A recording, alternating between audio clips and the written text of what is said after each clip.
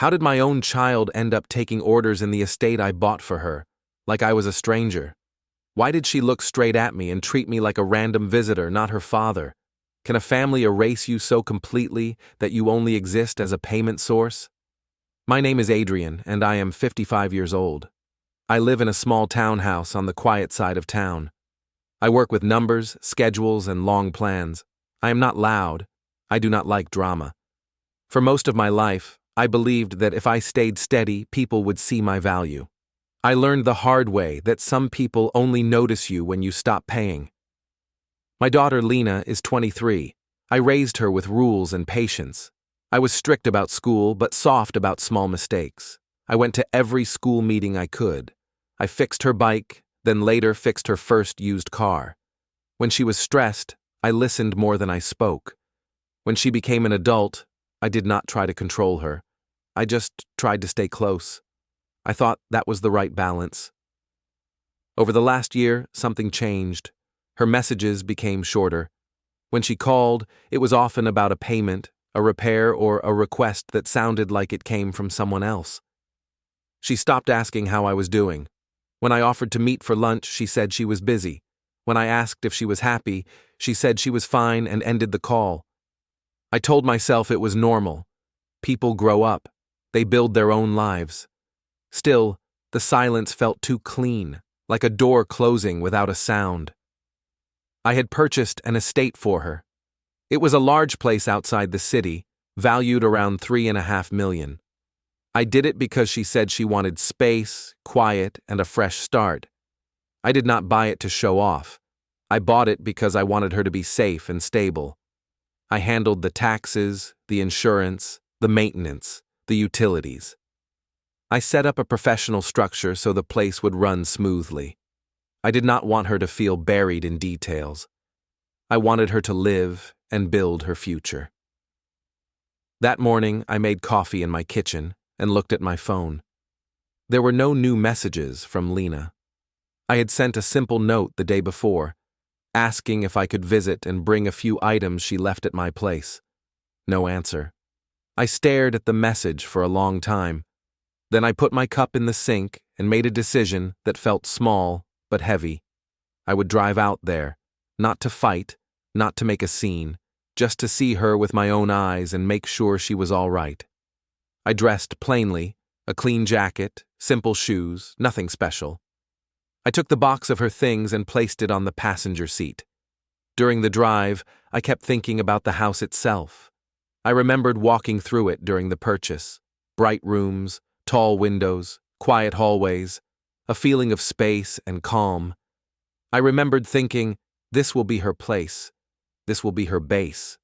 I believed it. When I reached the front gate, the first thing I saw was a guard booth.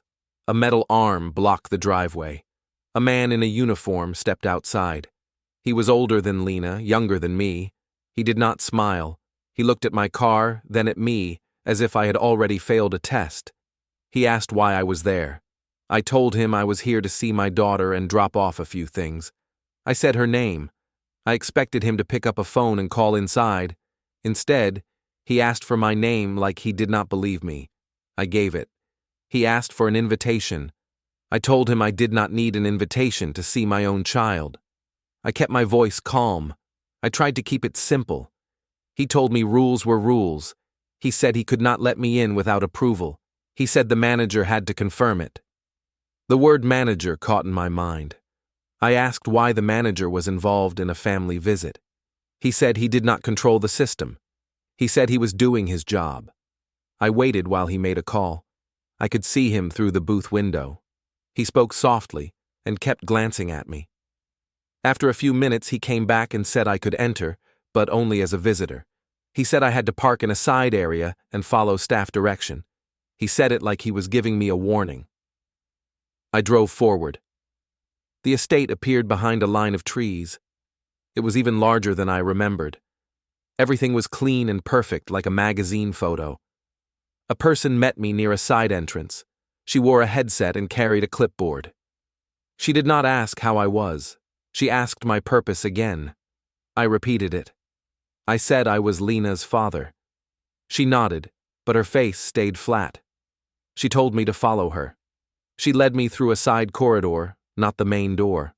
The hallway had signs on the walls about schedules, quiet zones, and restricted areas. I noticed a label that said, "Staff Only." I slowed down for a second, reading it twice, because the words felt wrong in a home I had bought for my child. We reached the kitchen. It was bright, busy, and cold, in a way that had nothing to do with temperature. People moved quickly, avoiding eye contact. The woman with the clipboard said something into her headset, then pointed toward the far counter. That is where I saw Lena. She was wearing plain work clothes. Her hair was pulled back. Her hands were moving fast, sorting trays and wiping a surface like she was on a timer.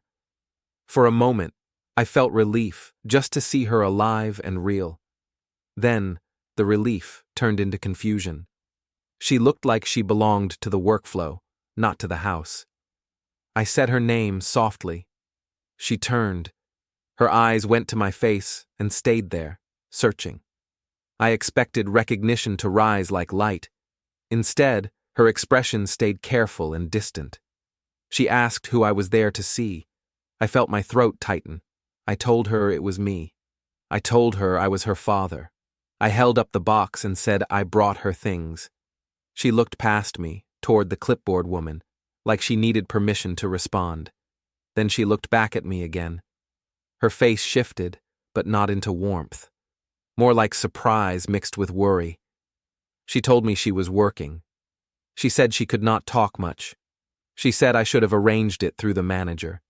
She said this was not a good time. I asked her why she was working like that in her own home. I asked her if she was okay. I kept my voice low. I did not want to embarrass her in front of anyone. She told me everything was fine. She said it was complicated. She said she would call me later. Then she picked up a tray and stepped away from me, like I was an interruption. I stood there with the box in my hands, feeling like I had entered the wrong building. The kitchen noise continued around me, but my head felt quiet. I looked at the signs again. The schedules, the restrictions, the staff rules. My daughter moved between stations, not looking back. I left the box on a side table because no one told me where to put it.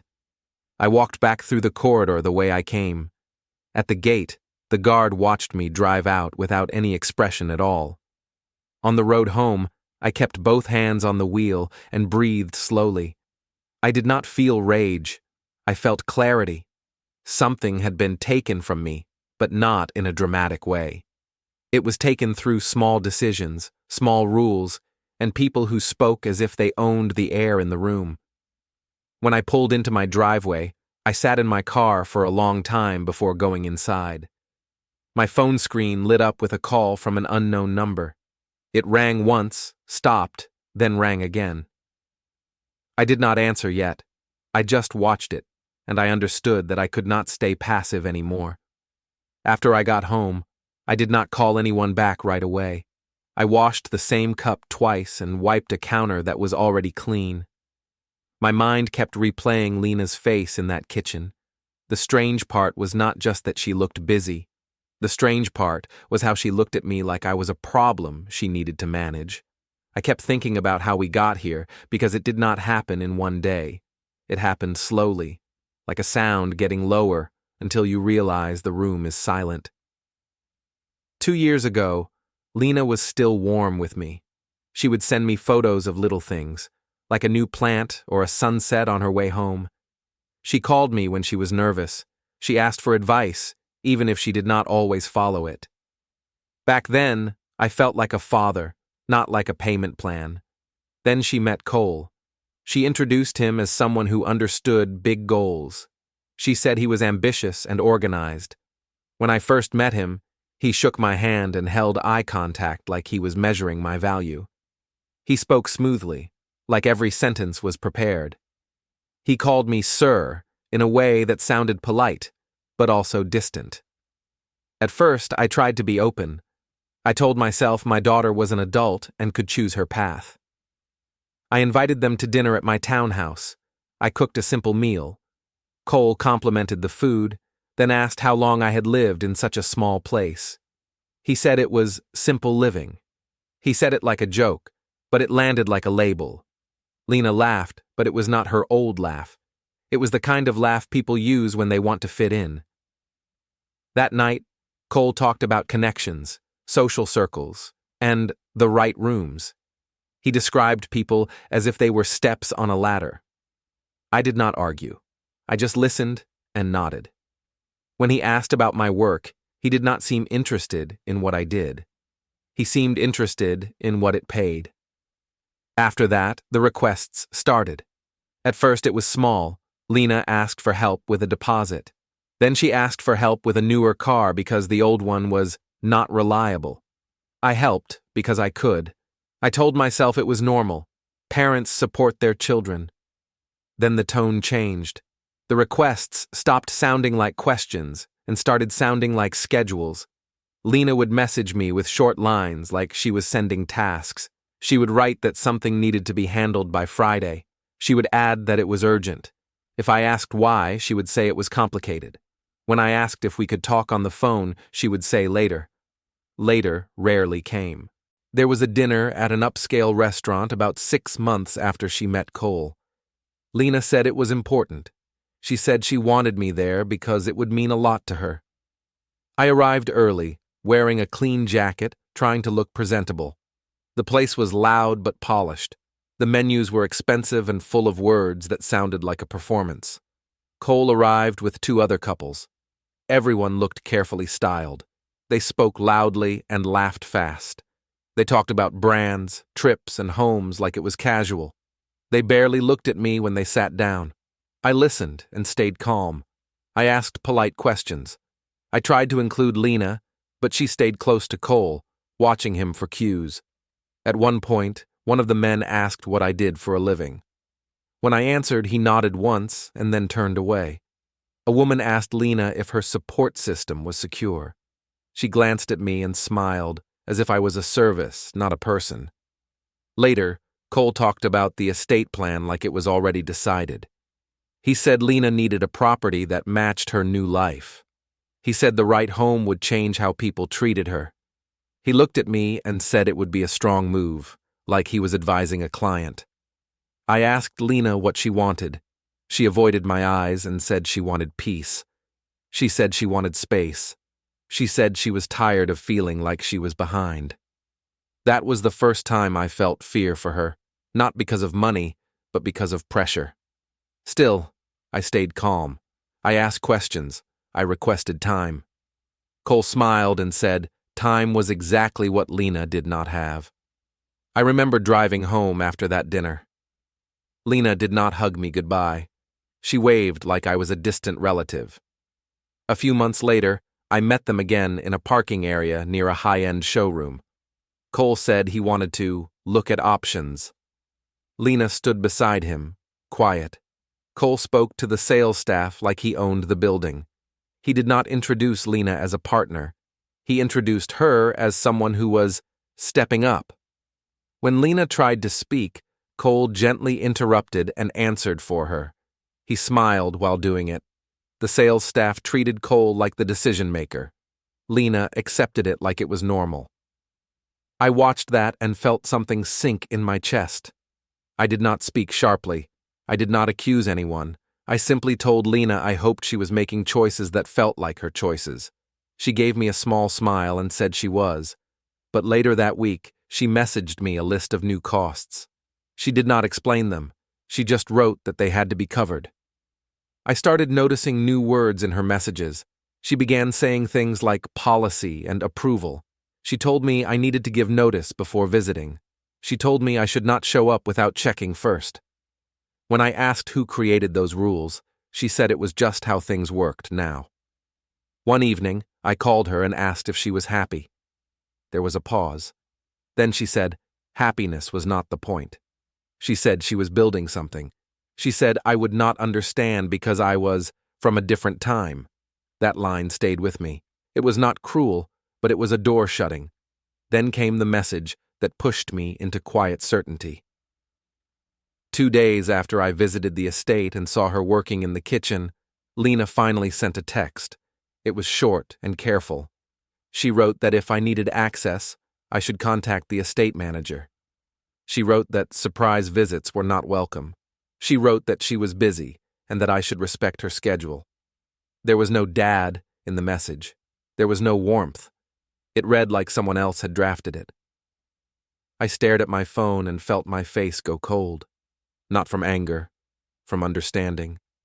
If my own child was telling me to ask permission to enter the home I bought for her, then something was very wrong.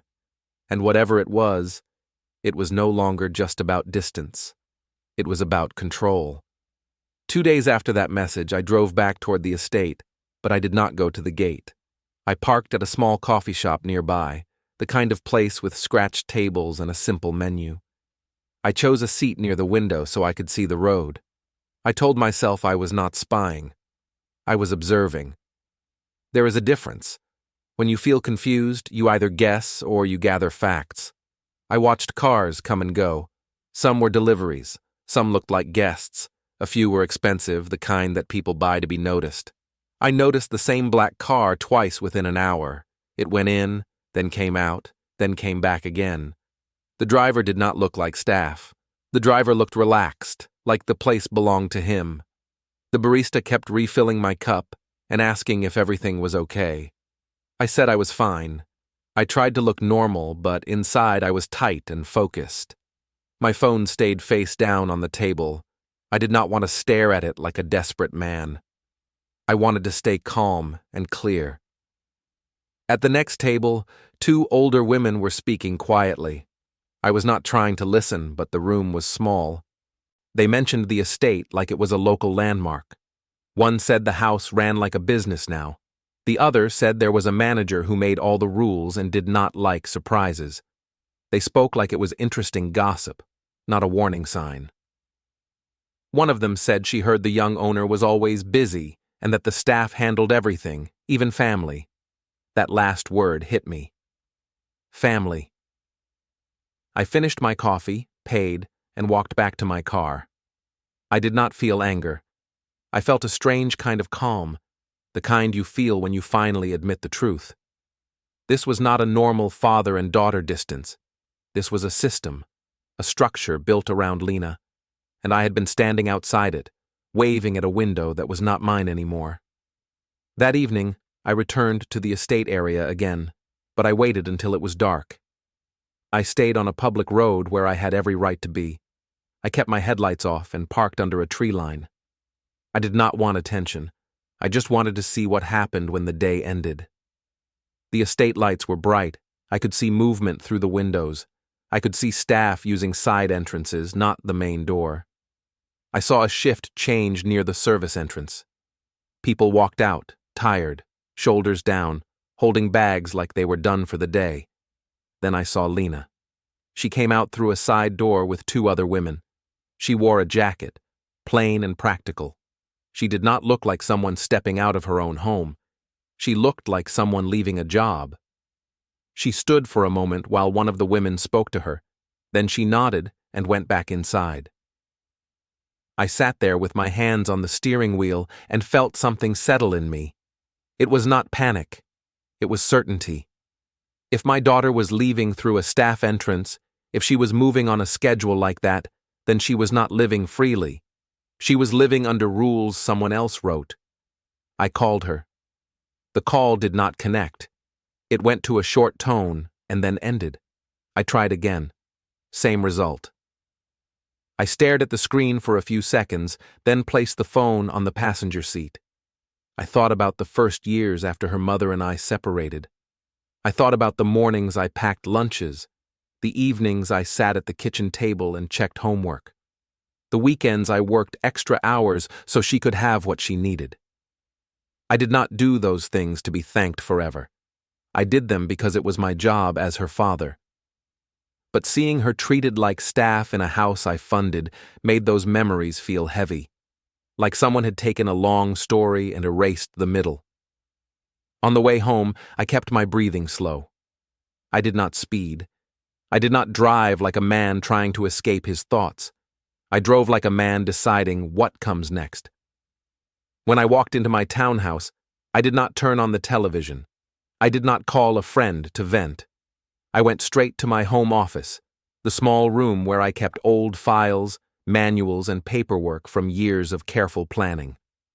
I opened a cabinet and pulled out a plain folder. It was not dramatic. It was not hidden behind a secret panel. It was simply where I kept important things that should not be misplaced. Inside were records tied to the estate, early notes, basic summaries, and a timeline I had started when I bought the place. I did not spread anything on the desk yet. I did not read every page.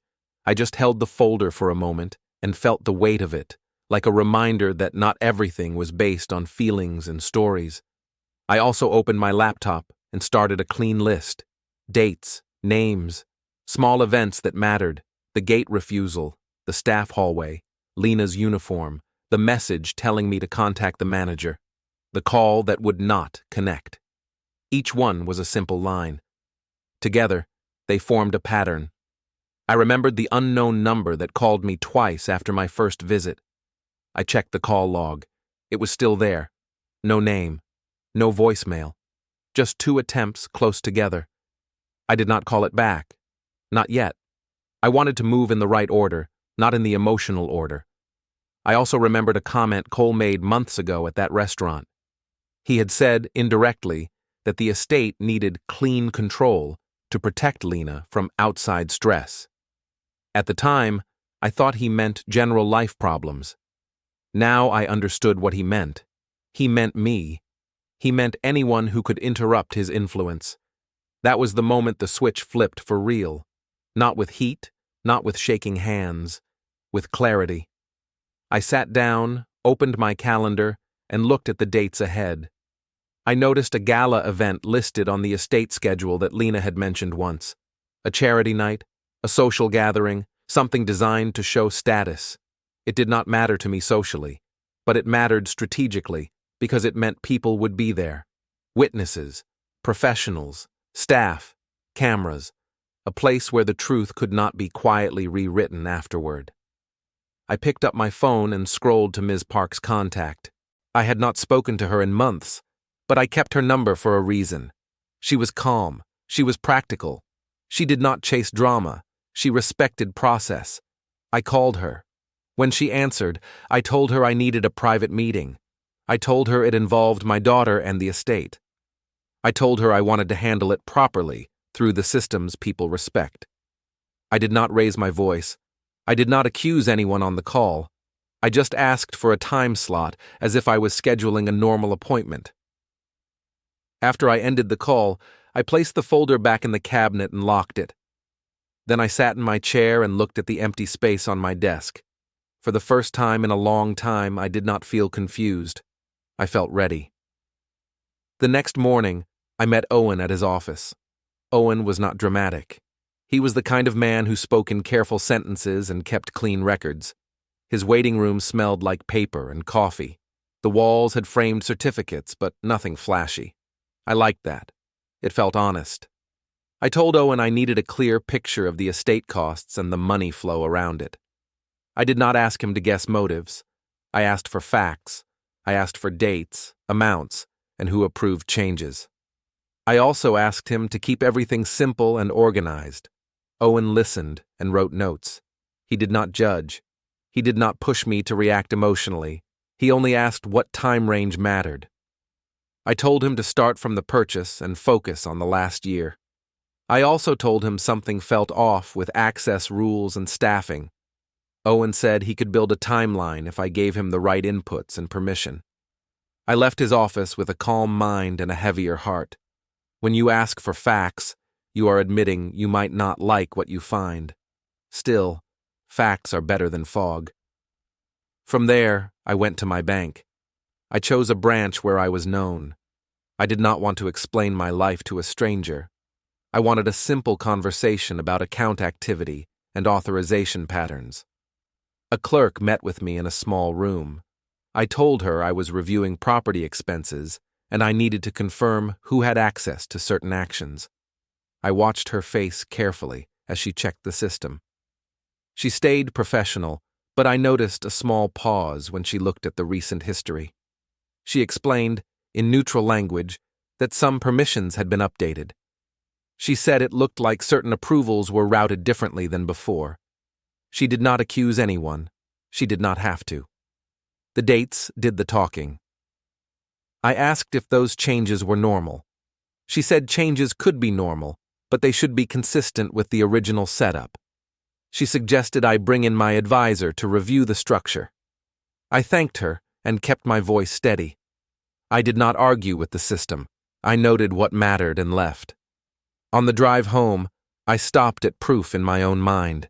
Lena was being moved like a piece on a board, and the board had rules I did not write. That thought was painful, but it also made things clear. If rules were being used to control the home, then rules could also be used to correct it. That afternoon, I met Ms. Park at her office. She worked in a building that looked plain outside but serious inside. The lobby was quiet.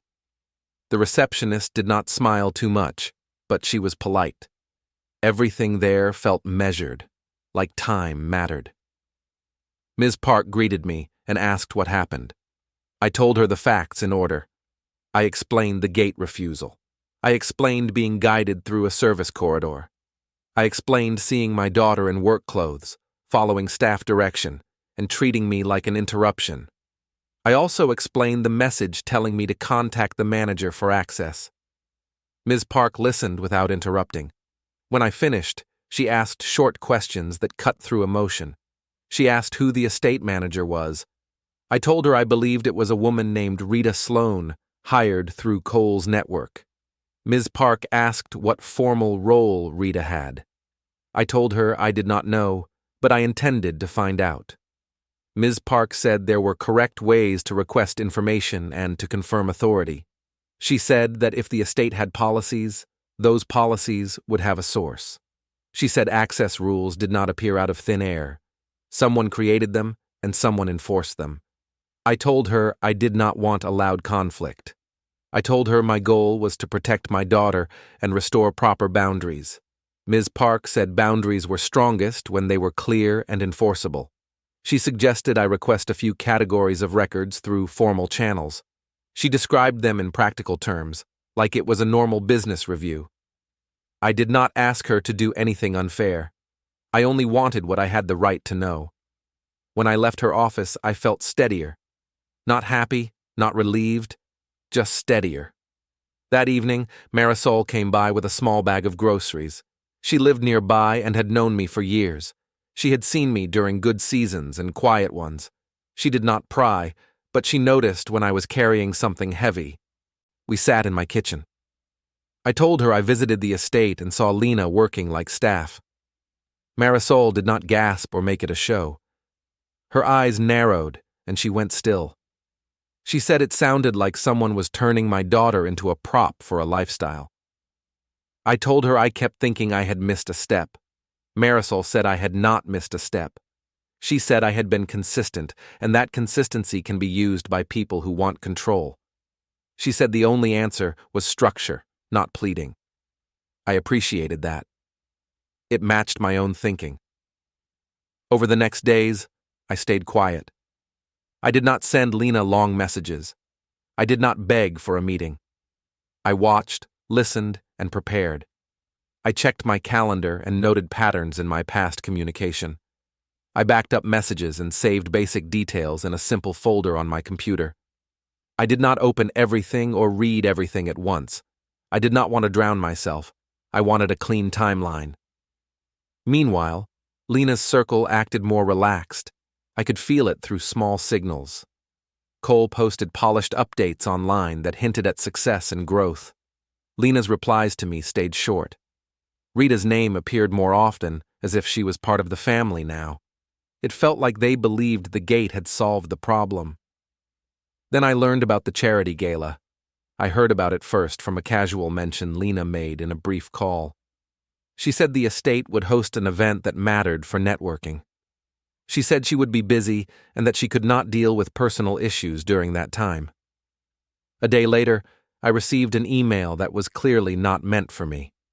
It looked like a forwarded schedule message, with a list of roles, arrival times, and a note about keeping everything smooth. I did not reply. I did not announce that I had it. I simply saved it and added the date to my calendar. I went back to Ms. Park's office once more to confirm I was moving in the right direction. I told her I wanted to proceed carefully and lawfully. She told me that calm action always lands harder than noise. When I returned home, I sat at my desk and looked at the date of the gala again. I did not feel excitement. I felt focus. I wrote one line in my notebook that night. I would stop asking for respect from people who only understood control. The week before, the gala felt slow, but my mind was moving fast. I did not speak much to anyone. I went to work, came home, ate simple meals, and kept my routine steady. On the outside, nothing looked different. On the inside, I was building a clean line between what I could accept and what I would no longer accept. Lena sent one short message during that week. She said the estate would be busy and that she could not handle surprises. She said I should respect the schedule and not create problems. The tone was polite, but it felt like a warning. I read it twice, then placed my phone face down and finished washing the dishes. I met Owen again in his office. He had prepared a neat summary of the last year. He did not add opinions. He only showed patterns and dates. He explained that certain costs had increased suddenly and that some approvals changed hands. He used careful words, but the meaning was clear. Someone had tightened control and used the estate like a system, not like a home. I thanked him and told him I might need him on standby. He asked if I was safe and if I had support. I told him I was fine and that I was handling it through proper steps. He nodded once, like he respected that answer. From there, I went to Ms. Park. Her office was quiet, as always. She spoke in short sentences and asked for updates. I told her about Lena's message and the way the staff treated me. I told her about the patterns Owen found. I told her I did not want to punish my daughter. I wanted to remove the people who were shaping her life in ways she did not fully see. Ms. Park said the best approach was calm and clean. She said I should not argue with people like Rita and Cole in private, because private arguments become stories. She said the best answer was an official step that cannot be changed by charm or social pressure. I told her I agreed. She placed a folder in front of me and turned it so it faced me. I did not read it out loud. I did not ask her to explain every line. I had already asked my questions in earlier meetings. I knew what I needed to know. I signed what I needed to sign, and I initialed where she pointed. I kept my hand steady. I did not feel proud. I felt precise. After that, Ms. Park asked how I wanted to handle communication. I told her I would not debate. I would not beg. I would not threaten. I would simply show up where the truth could not be ignored. I told her the gala was the place because it was designed to impress people. That meant it would also be full of witnesses. Ms. Park said she understood. She said she would be present and that she would keep everything professional. I thanked her. Before I left, she reminded me to stay calm no matter what they tried to pull me into. I told her I had no interest in being pulled into anything. That night, I sat in my townhouse kitchen and ate a small meal. The room was quiet. I thought about Lena as a child, sleeping on the couch with a blanket, trusting the world because I was near. I thought about how easy it is for trust to be redirected when someone wants to be seen as important. I also thought about my own part in it. I had been too careful about not stepping on her independence. I had treated distance like it was maturity. Now I saw the difference between healthy distance and controlled distance. Healthy distance still has warmth. Controlled distance has rules and gatekeepers. Over the next days, I prepared without making noise. I chose my clothes for the gala in advance. Nothing flashy. A clean jacket, simple shoes, a calm look. I did not want to compete with anyone's image. I wanted to look like myself. I also wrote a few short lines on a card, not a speech, just points I wanted to keep clear in my head. I knew that when people try to pressure you in public, they hope you will react emotionally and lose your structure. I did not plan to give them that. Marisol called me the day before the gala. She asked if I was sleeping. I told her I was sleeping enough. She asked if I had eaten. I told her yes. She did not ask for details. She just told me to remember who I was. She said I had always been steady, and that steady people sometimes forget they are allowed to take up space. I thanked her for saying that. The morning of the gala, I went through my normal routine: coffee, shower, a short walk. I kept my phone on silent, but I checked it at set times. There were messages in a group chat I rarely used. People were talking about the event, the guest list, the photos that would be posted. I did not reply. I only observed the mood. They were excited. They were confident. They believed the estate was theirs to perform in. Around midday, Lena sent another message. She said she would be working all day. She said she could not talk. She added that the staff had strict instructions and that I should not make things harder for her. I read that line twice. It did not sound like a daughter speaking to her father. It sounded like a person under pressure trying to prevent consequences. I did not answer. I placed my phone down and breathed slowly. I reminded myself that my goal was not to win an argument. My goal was to correct a system. In the afternoon, Ms. Park sent me a short text. She did not include details. She only said everything was ready on her side. I replied with one word to acknowledge it. Then I turned the phone face down again. As the sun started to go down, I drove toward the estate. The closer I got, the more traffic I saw. Cars lined the road near the property. There were attendants guiding vehicles. The estate lights were bright, and music carried across the driveway in soft waves. I parked in a public area and walked toward the entrance. I saw the gate booth again. I saw the guard. He looked at me with the same cold attention as before. This time, he did not tell me to wait. He watched me as if he was trying to understand why I looked so calm. Near the entrance, people stood in groups holding drinks and smiling for pictures. A few phones were already raised, capturing arrivals. I noticed Rita near the doorway, moving with a clipboard and speaking into a headset. I noticed Cole among the guests, standing tall and greeting people like he owned the place. I took one slow breath and continued forward. I did not rush. I did not pause. I walked in like someone who had the right to be there, because I did. I walked into the ballroom and felt the air change. The place was dressed for a show. Soft lights, white tablecloths, a stage with a microphone. People moved in smooth circles like they had practiced it. Staff in dark uniforms carried trays and kept their eyes down. I saw Lena near a side doorway.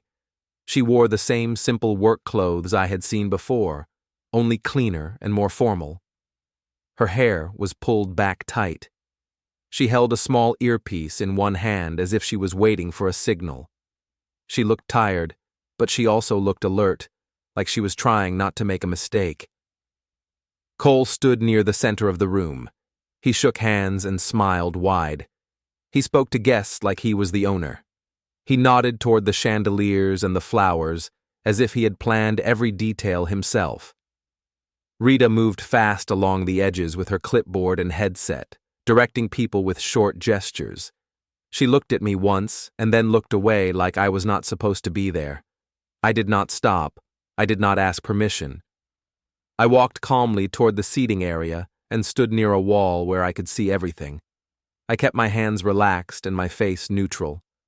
I did not want to look like I came to argue.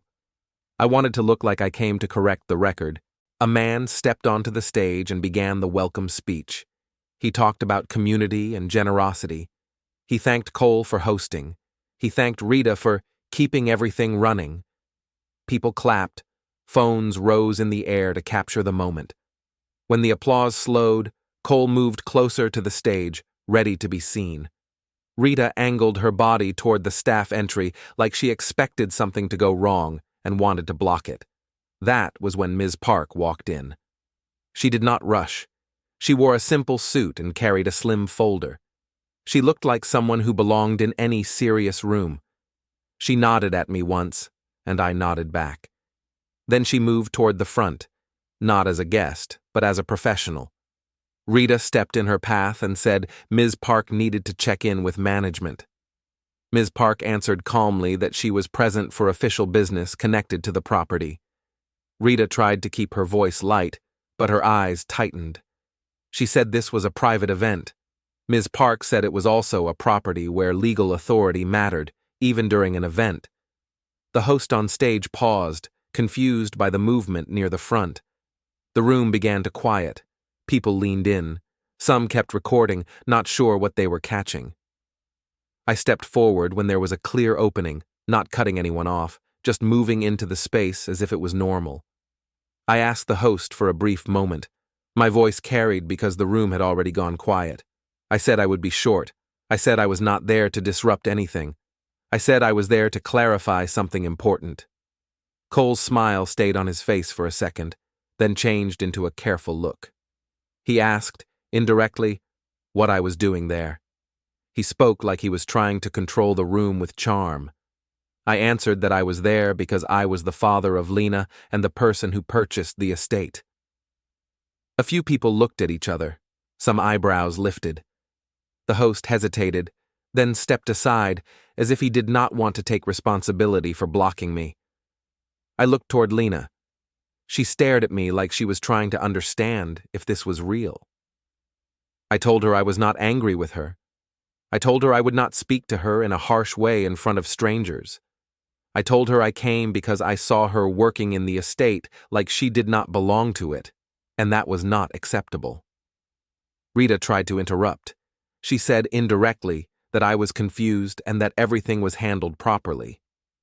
I did not debate her. I nodded once and said that proper handling means proper authority.